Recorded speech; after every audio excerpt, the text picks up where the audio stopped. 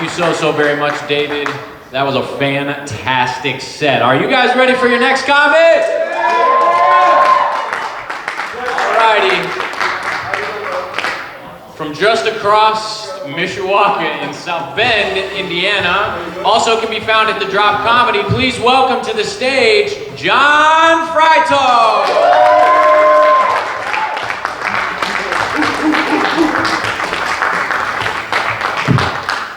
Another big hand for you guys coming out tonight.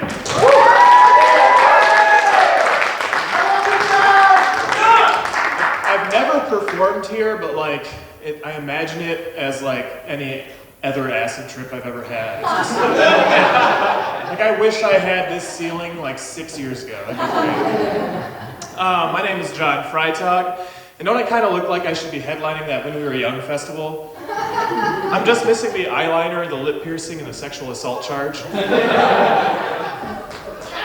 So they say you're not supposed to like cry over spilled milk, but like what about a dropped cupcake? Oh yeah. Because I did. It was the last one. I was looking forward to it all day. Frosting side right into the ground. Dog hair everywhere. There is no God.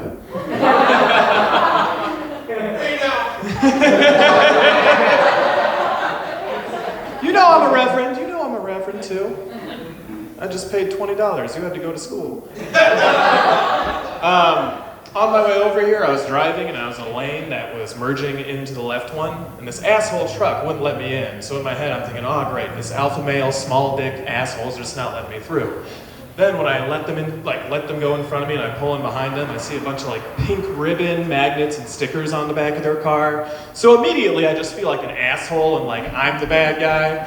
If you guys don't know, the pink ribbon's for breast cancer survivors. But like for just a split second before I felt guilty, I kind of wish she wasn't.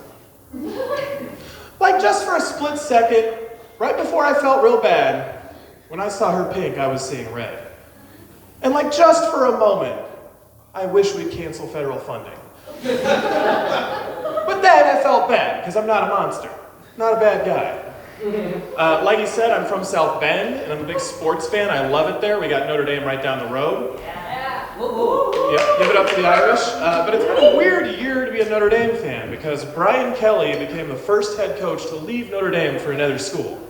And he broke the news via text, so I kind of know how my exes feel. And a lot of people were upset, because yeah, he won a lot of games, but he could never complete the season. Having Brian Kelly as a coach was like edging for 11 years. Can you finish once, dude? I just need to cope. My love of sports started at a young age. I played a lot of baseball and football as a kid, and the coaching styles between those two sports couldn't be any different. Baseball coaches are super supportive and encouraging, like, good swing, bud, or you'll get it next time. Football coaches? Not so much. Are you fucking blind out there? How'd you miss that tackle? Quit crying, you baby. This is a man's sport. I remember my coach grabbing me by the pads and pointing to a kid on the other team named Fat Joe by players, coaches, and parents alike, and telling me, I need you to put that fat-ass hog in the ground. And even I, as a 9-year-old, knew that was kind of harsh to call a kid with acne and a weight problem. But on the very next play, Fat Joe did one of these and fell on top of me, so fuck that kid. Anybody out there use Venmo? Yeah? Now what do you use it for? Yes! Everything? Yeah? That's good. I use it for drugs. It's nice because I don't have to meet a stranger in a dark alley. I can just send $30 an emoji for what I want. So like for pot, I'll send broccoli. Or for mushrooms, I'll send mushrooms. Or for acid, I'll send fish. I don't know, I don't ask questions. But then I remember I had my boss on there, and some asshole at Venmo set it up like a social media site. So every transaction pops up like a status update on your friends list. And now I'm stuck staying up till 3 in the morning making a fish stir fry for everybody at work so they don't get suspicious about the 4-day weekend I requested off. I need to have my fun too. Sometimes I have too much fun though. That's how you end up with a DUI like I did a few years ago. And I was telling my friends about this story and I pulled up my mugshot, and it made me realize those booking cameras they use in the jails, got to be designed to make you look guilty. The first thoughts that crossed my mind were like, when did I start doing meth? Maybe I could kill a guy. I should probably go back to jail. And only 2% of them turn out all right. Only 2%. You want to know something about that 2%? Serial killers. Every single one of them. Don't look it up. Obviously, I like to drink. I like to have a good time. And I like to go out with my friends and like have a few beers because it's nice and relaxing. But over the years, I'm getting to do it less not because I'm not interested. I still want to go out and have a good time. But my friends are getting married and having families, so they got to take care of that. And then I wind up at the bar alone, and that's just sad. Like, why do I have to sit second fiddle to a baby? Why am I being punished because I do sex responsibly, and my friend decided to have a little leech that can't even lift its head? Like, come on, dude. Drop the baby, pick up a beer, let's have some fun. I'm newly single and dating, which has got me realizing I need to work on my greetings and goodbyes. Thank you, Stone. Buy me a Big Mac, we'll see what happens. But they're not very COVID friendly. Just last week, my dad came to one of my shows, and as he was leaving, I went in for a handshake and he went in for a pound it. So then I went in for a pound it and he went in for a handshake. And then finally, I just pulled him into like an awkward one-armed hug. And then on instinct, went in for an open mouth kiss. I stopped myself, because I'm not a weirdo. But if this keeps up, I'm going to wind up in bed with a stranger for being polite. I made a Tinder because, my profile read 6'4", loves the outdoors, loves to work out. And I was getting a lot of matches, which was great. But the problem was, it was a bunch of rock climbers. Which makes sense, I like broad shoulders and a big back. But the problem with rock climbers is that's their entire personality. Their favorite genre of music is rock. Their favorite actor, The Rock. Their favorite drink, anything, as long as it's on the rocks. Their favorite movie, Marley and Me, because even these monsters need to cry. And they're always talking about hitting the wall or hitting the boulder, and I'm just like, I need to hit this bong because you are too much for me right now. Plus, they always got chalk on their hands, so like dry hand job.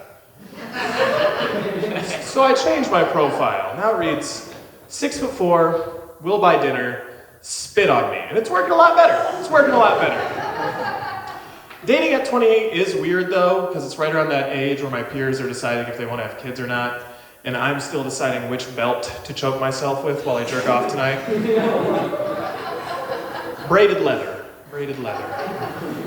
In my short life, I've had many jobs. I've been a cook, a machine operator, a reverend, and a delivery driver. So what does that mean for you ladies out there? Well, I can cook you dinner, operate a battery-powered device, and have you praying to God, all in 30 minutes or less. Or else the breadsticks are free. It's company policy. Being a single guy with allergies and dry skin brings up some weird problems. Like, no one believes me when they see the bottle of lotion and tissues next to my bed. They always assume the worst. Like, the Jergens is for my elbows and the Kleenex is for my nose. I'm not a pervert. That's what the socks are for. I'm assuming we all had one of those weird sex stories in high school that spread like wildfire, and like a friend of a friend always had proof of it, but nobody ever saw it.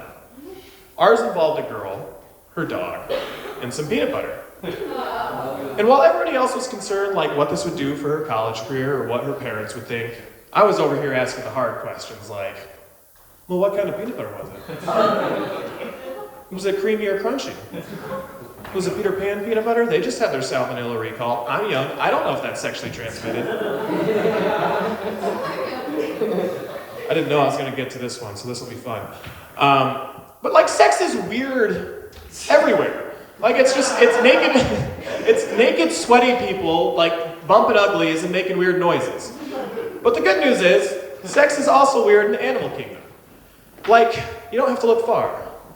Bunnies, for example, will have sex until they freeze up and pass out. It's true.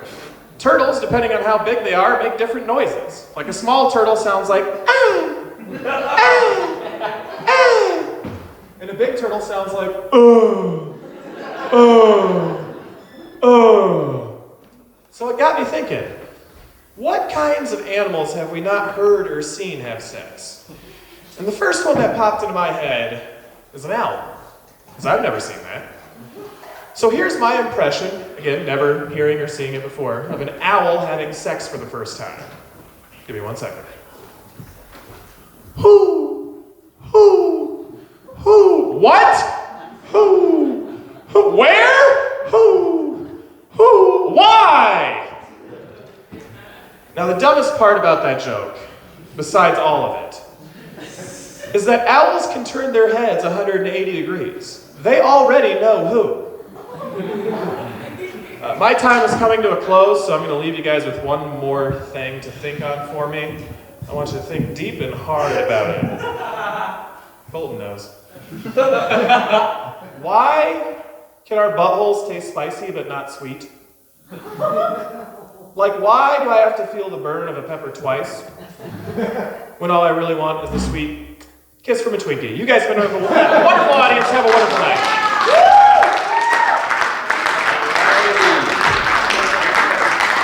Keep giving it up for John Freitag.